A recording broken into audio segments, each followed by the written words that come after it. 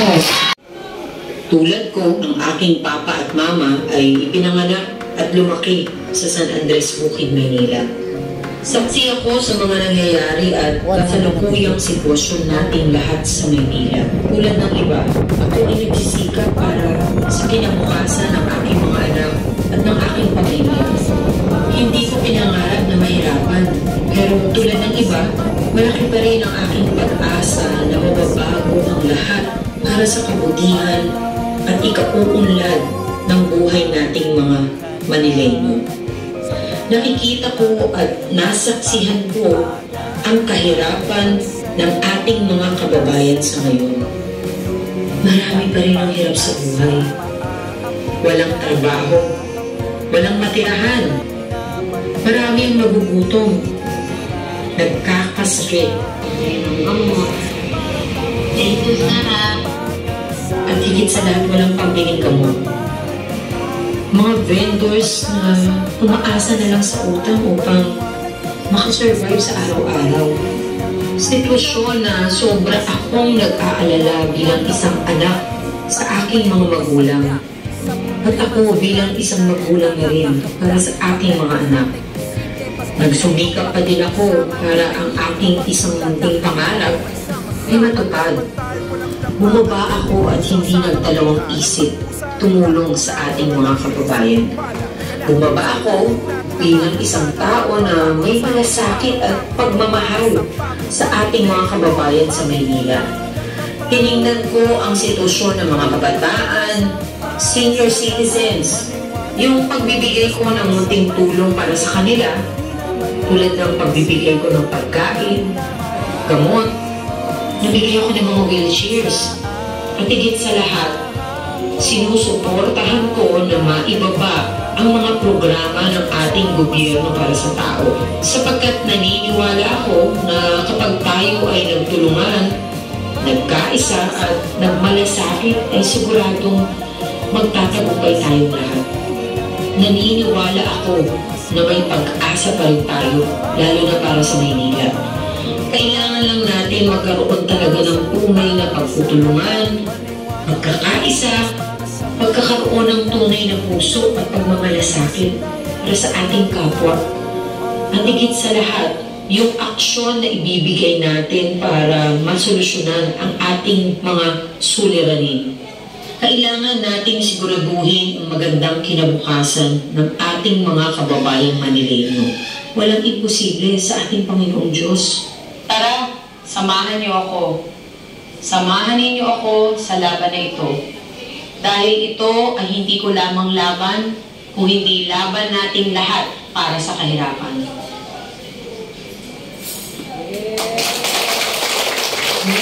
Iyak na sa agad. Sorry, mo naiyak. Pero yan po ay isang bagay na ipinagmamalaki ko po na maipakita sa inyong lahat na mayroon po tayong pinaglalaban. Ibig ko sabihin, hindi po ito labanan na para tayo ay mag-away-away. Kung hindi labanan sa katotohanan na ang ating buhay ay mahirap pa rin. So kailangan po natin ilabas ang ating puso para makita po natin ang magandang programa para sa ating lahat. Kaya ako po ay nandito upang ibahagi lamang sa inyo na ito pong laban na aking ginagawa ay hindi po para sa aking sarili lamang. Kung hindi, ito po ay laban para masolusyonan na ang kahirapan po nating lahat. Na sana ang hinihiling ko lamang ay mabigyan din po tayo ng pagkakataon na matikman po ang magandang kinabukasan para sa ating mga anak.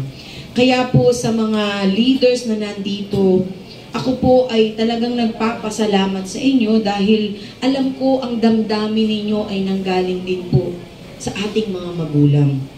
Alam ko po na ang damdamin nating lahat ay ang pagmamahal na gusto rin po natin ipakita at ibahagi sa ating mga kababayan. Kaya kayo po bilang mga leaders na napili, kayo po ang magiging sandigan. Kayo po ang titingnan ng ating mga kababayan, lalo na po sa Baseco. Sa inyo po magmumula ang totoong pagiging leader. Hindi lamang po Salamat. So, ito lang po, kaya gusto ko kayo ay makasama at mabigyan po kahit paano, ano ba ang pagiging isang leader? Kasi maraming leader po dyan, leader sa kalokohan, leader sa kagandahan. So, may mga iba't ibang leader, pero saan po ba talaga tayo leader? Saan po ba tayo mag-uumpisa para magampanan po natin yung pagiging isang leader po natin? Kung imposible. Kung nakita niyo po ang aking video, ako po ay lumaki sa San Andres, Bukid, Maynila. Minsan na po ako naging batang kalsada, ibig sabihin naglalaro, nasusugatan, nadadapa. Minsan ko na rin po nasaksihan ang buhay ng mga kababayan natin. Para sa akin, ito po ang naging daan para ako ay magsikap. Pero yung pagsisikap po na ginawa ko ay nasa tamang daan para makatulong. Kaya sana ito rin po ang inyong hangarin na kayo po ay higit na makatulong, hindi lamang para sa ating mga sarili. Kung hindi, makita po natin yung mga anak natin na sila ay magkaroon talaga po ng kinabukasan. Alam po ninyo, isa lang ang buhay natin. Minsan lang po tayo mabubuhay sa mundo. Ang iisipin po natin palagi ay yung maiiwanan po natin dito. Paano po yung mga anak natin kung hindi po natin ipaglalaban at gagawing tama ang daanan nila para sila naman po ay magkaroon din ng security talaga sa buhay. Minsan na pong nanganib ang aking buhay nung ako po ay naaksidente sa riles ng tren na hindi ko po inakala na ako po ay mabubuhay pa. Nung naaksidente po ako sa tren, talagang sirang-sira po yung kalahati ng sasakyan. Ako po ay nasa unahan nakaupo. Pero sa milagro po ng Diyos, sa milagro ng Panginoong Diyos, ako po ay nakaligtas. Hindi man lang po ako nasugatan, hindi man lang nauntog ang aking ulo, hindi man lang po ako nagalaw sa loob ng sasakyan. At nung binuksan ko po ang bintana, merong isang senior citizen na lumapit po sa akin at may daladalang 2 bote ng tubig na bottled water po. So nung lumalapit siya sa akin, talaga naghikahos siya na parang gustong-gusto na niya iabot yung tubig kasi nag-aalala siya na baka may nangyari po sa akin sa loob ng sasakyan. Pero nung binuksan ko po yung bintana at nakita niya, alam po ninyo kung anong sinabi ng senior? Napakaswerte mo, Iha. Ngayon lang ako nakasaksi ng aksidente na hindi namatay. Kumbaga, ipinakita po sa akin ng Panginoon na mayroong milagro, na nandyan po siya sa lahat ng oras, na hindi po siya nawawala kung hindi binabantayan po tayo at ginagabayan sa araw-araw. Kaya po, doon ko naintindihan na ito palang aking ginagawa ay may magandang dahilan. Pangalawang buhay ko na po ito, kaya ang gusto ko lamang ay makatulong po sa ating mga kababayan.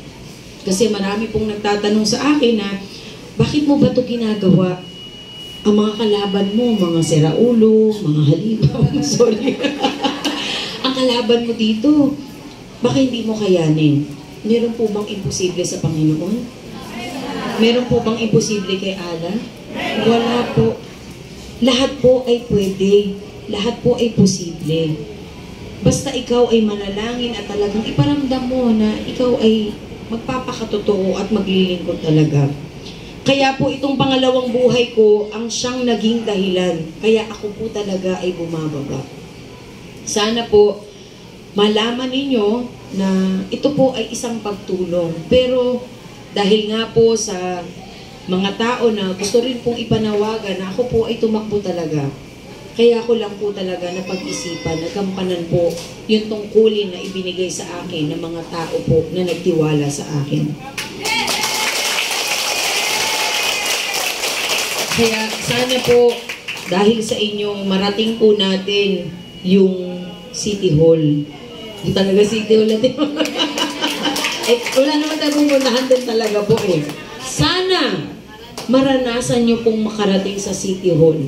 Laang maglilingkod ay bubuksan ang pintuan para sa inyong lahat. Yes! Ito pa. Hindi yung palapit ka pa lang, sinasarado na. Palapit ka pa lang, may dahilan na kaagad. Joke lang. Palapit ka pa lang, ay, wala. Opo, wag po kayong mag-alala. Itutukan po natin yan. Aba, syempre, kaso na, kaya hindi ko sasabihin kung anong tulong ko na detalyado, baka gayahin. Madaling manggaya, pero ang tanong, kung gagawin ba talaga? Ito po ang kauna-unahan na ako po ang nagsalita para sa aking programa. Ito po ang kauna-unahan na ibinahagi ko sa inyo ang mga gagawin ko at gusto ko talagang gawin para sa inyong lahat. Dahil mahal na mahal ko po ang Baseco! Kaya sana maluwag din po ninyong ipaglaban ang ating mga advokasya. So at least man lang po matulungan ko kayo. Kaya nyo po ba? Yeah! Baka pag tinakot kayo, nagtago na kayo niyan. Naniniwala naman po ako sa inyo dahil yung pagpunta nyo nga lang dito, ba? Ang lalakas ng loob nyo, nakapula kayo. Nalaman sa barangay kung saan kayo pupunta. Ano sabi po sa barangay? Oy, saan kayo pupunta? Saan? Anong meron? Anong meron sa inyo? Ano ba sabi? Tama po, ano? Ang sagot nyo naman, masama ba magpula? Masama bang lumabas kahit paano maliba? Anong dinahilan nyo? Yes!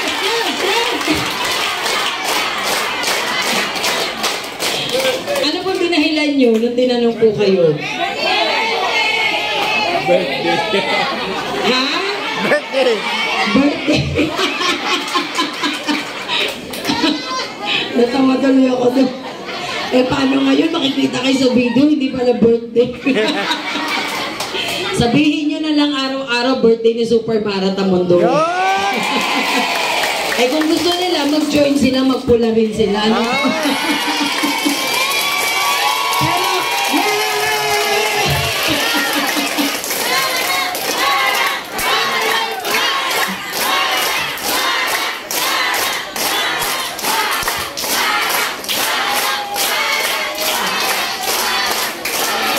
Ako? Uminit yung Jollibee. Pero alam niyo, sa totoo lamang, sa sobrang pagmamahal ko sa Baseco, kayo po talaga inuna ko, promise. Meron po ako mga nakaset, pero inuna ko talaga kayo. Bakit po? Kasi sa inyo ko po nakita yung pagiging totoong tao. Sa inyo ko po naramdaman na kapag naniwala kayo at nagtiwala. Yes.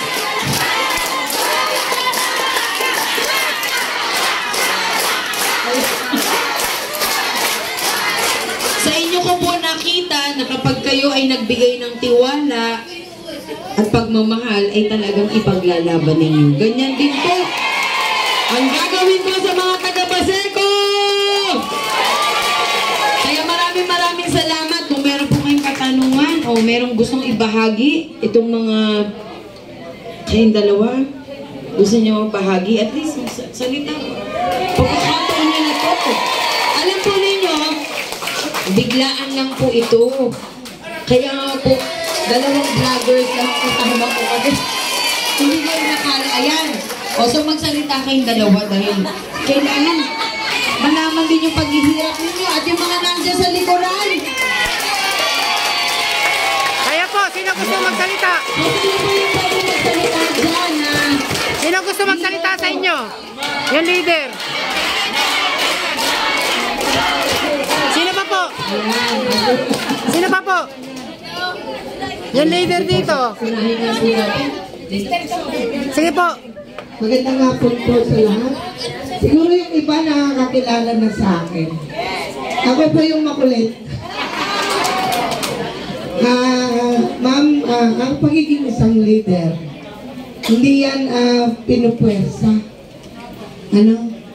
Ang pagiging isang leader ay yung kaya niyan dalhin yung tao para sa nila. Para kay Ma'am Amara na dapat may pakumbaba, pagmamahal, At isa sa lahat, unahin muna natin ang pagdarasal bago tayo kumilos. Kasi hanggat naniniwala tayo na ang Diyos ay nasa taas at tayo ay nasa ibaba, siya ang magdadala sa atin kung saan tayo pupunta. At kung papaano tayo isisigaw na ituloy mo na, Mara Tamundong.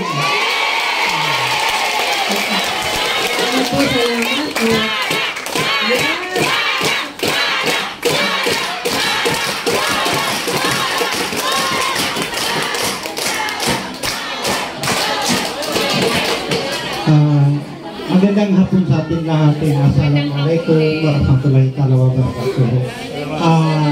Ako po, yung mga hindi po nakakakilala sa akin, ako po si Ibrahim Parco, isa pong leader sa Basiko. So, andito po ako ngayon sa programa ni Ma'am Mara dahil sa kanya ko naramdaman yung puso, yung damdamin, at saka yung lahat ng namumutawi sa kanyang bibig ay maramdaman mo sa yung puso na ito ay totoong-totoo.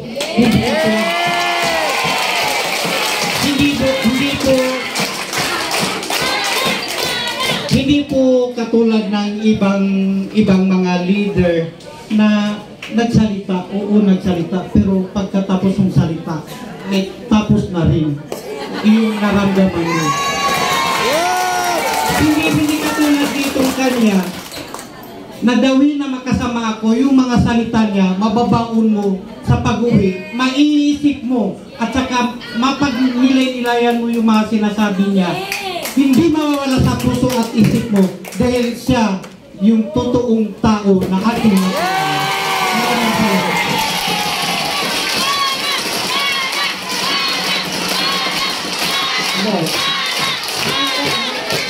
Pwede ba pag isang bagsak pang may Mara, tapos 10 bagsak para kay Mara Tamundong?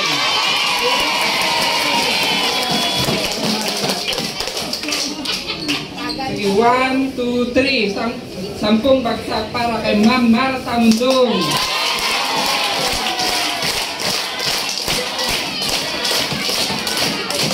Ako isang leader, ako ni Ma'am Mara, isang bilang leader na talagang sinusuporta ni Ma'am Mara sa Basiko. Mula magkagawad po ako, siya po ang sinusuporta sa akin.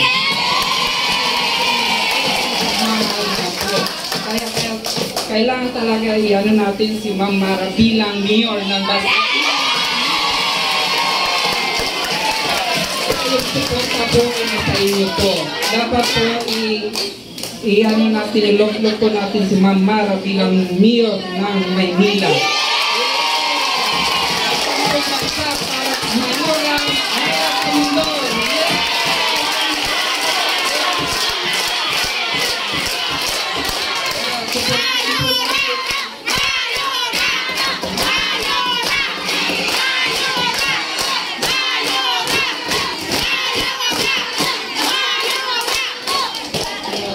Kaya inano ko po sa inyo, supportan po natin siya. Kasi siya po ang nagmalasakit para sa atin. Salamat po. We support Mara Tamundong. Mayor sa Maynila.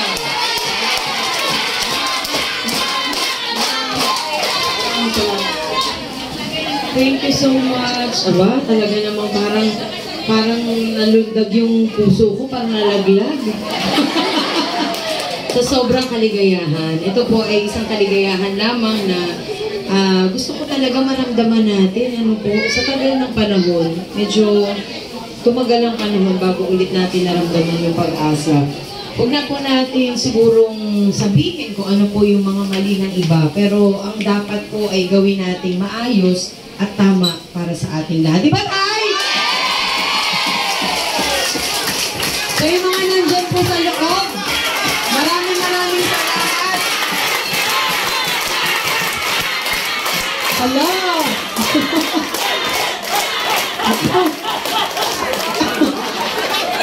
Diyos ko, parang nagugutom na yata kayo. Hinataan nyo na sa sigaw. Alam nyo, Jollibee, baka rin, so baka may gusto kayong mensahe sa akin na pwede kong baunin para sa araw-araw na ipaglalaban po natin itong araw. Ikaw? Bawal pala to, bawal. Baka, meron po, ay, alam po ninyo, kung ano po yung tiwala na ibinibigay nyo sa akin, 100 times pa ang tiwala na ibibigay ko po sa inyo. Wow! Ay, akala ko na nasalita mo. Ayan. Ayan, thank you. O baka meron pa isa na lang last na magbabahagi. Pwede natin sabihin, ano? Ito daw. Oo. Ay, sige, sige po. Baka meron pa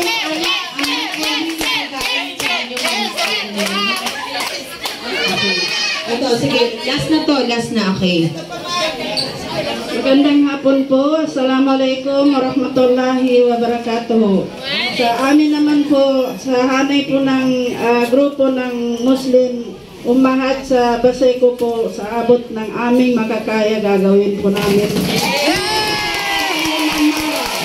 Gagawin po namin para makaupo ka sa City Hall.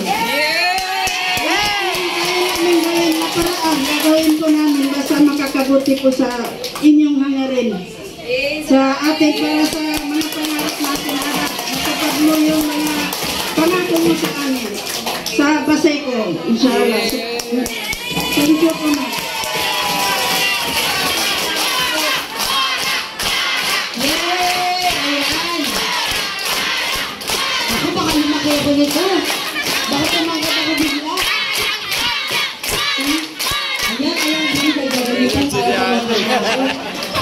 Kabagi, maliliit din naman sila no? Wala naman sila yung pagmamalaki rin sa akin. Para parehas lang ng height. Pero anyway, unang-una sa lahat, gusto kong sabihin sa inyo na kung po pwede lamang po bilang isang leader na ang ating Facebook account na Mara Tamundong Supporters ay inyo pong i-like and share. Para po, at least, pagkailangan na po natin talaga na magkaroon ng mga activities, updated po kayo, makakasama po kayo. Ito po yung Super Mara Tamundong po na Facebook. Sandali po Ayan, meron din kayo yan, diba tao? So, ito po yung aking account. Ayan, Super Mara Tamundong. Super Mara Tamundong po. So, kung pwede po, i-like and share po ninyo dahil dito po, lalo na, talagang bababa na po ako sa araw-araw, makikita po ninyo dito yung mga activities at mga updates. Anyway, magkikita at magkikita naman po tayo dahil pag bumaba ako sa Baseco, makakasama ko po kayo. Pangalawa, meron din Super Mara Tamundong po. Super Mara Tamundong. Ayun po, search natin. Ayun po. Ayan. Pakita niyo po, mother. Yan, tama po. Like and share po ninyo at yung Instagram na Super Mara Tamundong. So, dyan po, yan. At least isang paraan po na pwede tayong magkaroon ng magandang communication. Ano po? So, kayo po bilang isang leader, hindi na ba kayo talaga aatras? Tutuloy ba kayo?